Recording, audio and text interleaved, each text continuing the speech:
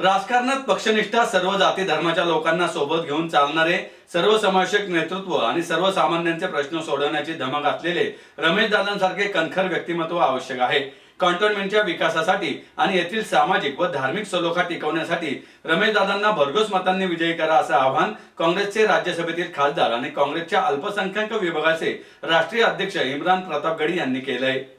Pune cantonment विधानसभा मतदारसंघातील महाविकास आघाडी, India front व मित्र पक्षांचे काँग्रेसचे उमेदवार रमेश बागवे यांच्या प्रचारार्थ अल्पसंख्याक विभागाच्या प्रमुख मान्यवरांच्या चर्चासत्र कॅम्पमधील टाउन प्लाझा येथे आयोजित करण्यात आले होते. त्यावेळी ते बोलत होते. कॅन्टोन्मेंटच्या नागरिकांना केवळ आमदार नाही तर मंत्री निवडायचं आहे असं प्रतापगडी यांनी सांगताच रमेश बागवे यांच्या समर्थनार्थ जोरदार घोषणाबाजी झाली.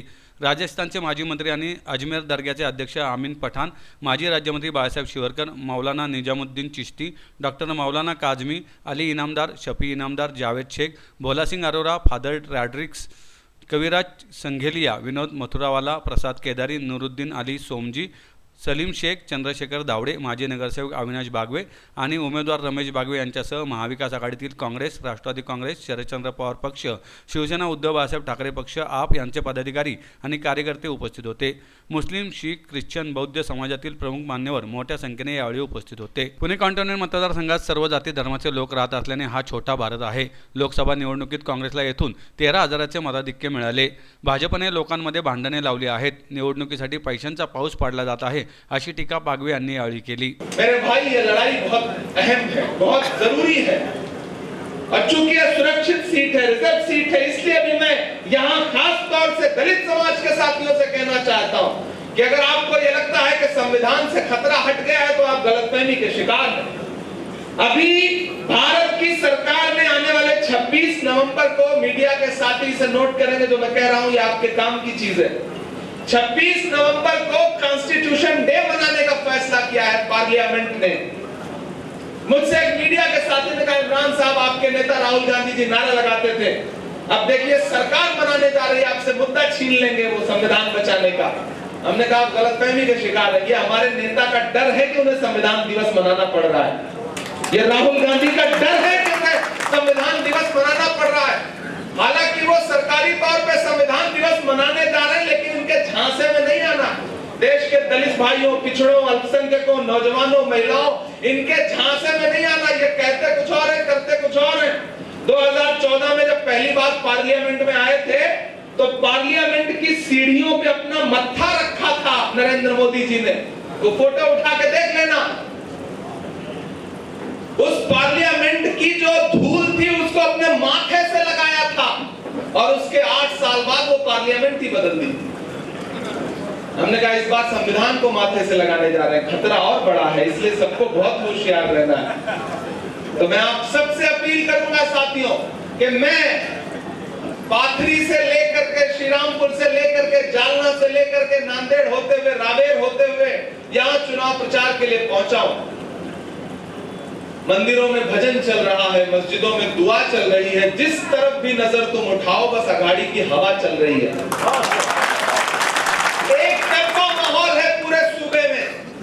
ऐसे में आप जब 20 तारीख को घरों से बाहर निकलेंगे तो ये सोच के मत जाइएगा कि सिर्फ एक आमदार चुनने जा रहे हो.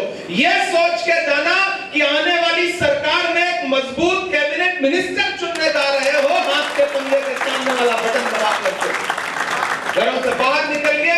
और ये जो महाराष्ट्र की अस्मिता के साथ खेलने वाले लोग हैं, जिस तरह से उद्धव ठाकरे साहब का पिछले 2 दिन से बैग चेक किया जा रहा है, हेलीकॉप्टर में जा करके ह्यूमिलिएट करने की कोशिश की जा रही है, उसका बदला लेने का चुनाव के लिए.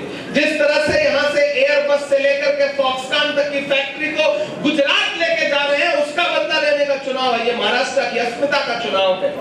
इसलिए मैं आप सबसे अपील करता हूं कि रमेश जी को जिताइए, इन्हें असेंबली पहुंचाइए. ये यहाँ पर असेंबली में आपके लिए लड़ेंगे, अपनी सरकार से भी जरूरत पड़ेगी तो लड़ेंगे, और मैं वहां देश की सबसे बड़ी पार्लियामेंट में खड़ा होकर के आपके लिए लड़ूंगा. एक जिताओ, एक साथ में फ्री पाओ. इससे अच्छा ऑफर कुछ हो सकता है क्या? इससे अच्छा फायदे का कोई सौदा नहीं है. आमदार जिताओ, खासदार साथ में पाओ.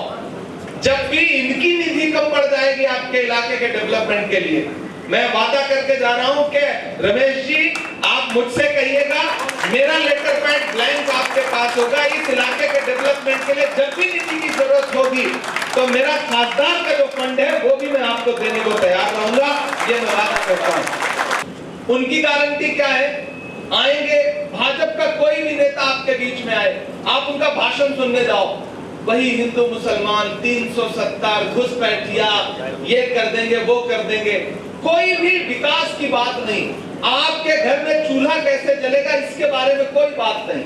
लेकिन कांग्रेस पार्टी क्या कह रही है, महाविकास आघाड़ी क्या कह रही है, सरकार बनने दीजिए, आपके अकाउंट में डायरेक्ट 3000 रुपया महाविकास आघाड़ी देने की गारंटी दे रही है। 25 लाख रुपए का हेल्थ बीमा। जिंदगी में इलाज से बढ़ के तो कुछ नहीं होता। जब हम बीमार होते हैं, हमारे परिवार का कोई बीमार होता है, हम उसका इलाज नहीं करवा पाते तो उस वक्त कितनी बेबसी होती है। अब सरकार हमारी क्या कह रही है कि सरकार बनेगी तो 25 लाख रुपए का हेल्थ बीमा फ्री देंगे, परिवार में कोई भी बीमार होगा 1 रुपया इलाज के लिए नहीं देना पड़ेगा। इसलिए मेरी आपसे अपील है माओ बहनों कि इन्होंने सिर्फ महंगाई दिया। सुबह आप जब रसोई में जाती हैं और चाय बनाने के लिए गैस सिलेंडर ऑन करती है ना, तो 1000 रुपए वाला जो गैस सिलेंडर जलता है ना, तो उसके साथ आंसू भी निकलता है। महंगाई कम करना है, गैस सिलेंडर सस्ते में लेना है, इस देश से, महाराष्ट्र से खास तौर से नफरत खत्म करनी है, तो आइए कांग्रेस पार्टी के साथ चलिए, महाविकास आघाड़ी के साथ चलिए। अगर धोखे से भी आप उम्मीद करते हो कि भाजपा से मोहब्बत और प्यार, अमन भाईचारे की बात होगी तो गलतफहमी है। नादान हो, इस दौर में क्या ढूंढ रहे हो तुम? जहर की शीशी में दवा ढूंढ रहे हो।